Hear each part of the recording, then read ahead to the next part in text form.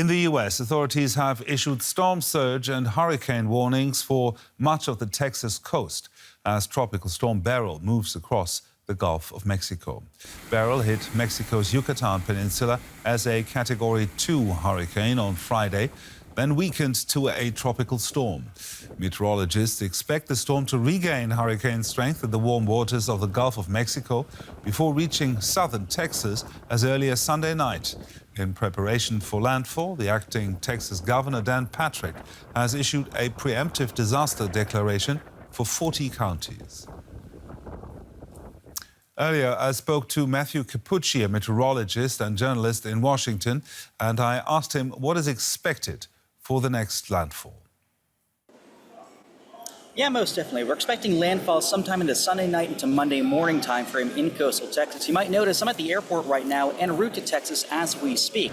Now, you're correct. It has weakened to a tropical storm. It kind of encountered land over the Yucatan Peninsula and weakened a little bit, having been removed from those warm waters over the Caribbean and eventually the Gulf. But we think that will change. Eventually, it'll start to intensify once again.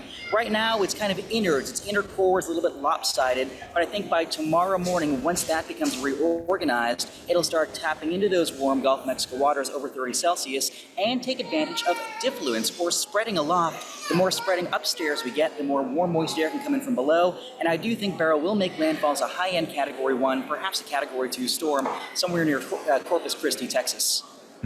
Now, you explained why Beryl is regaining strength and how, but is this a normal development?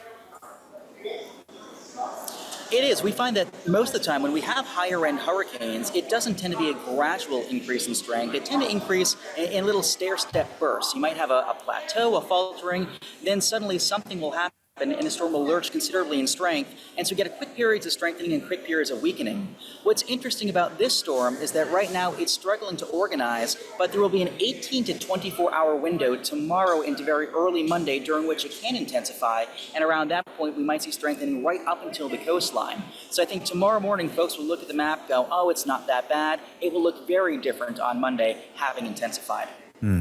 Now, apparently never before has such a strong storm been recorded so early in the Atlantic hurricane season. What's behind this?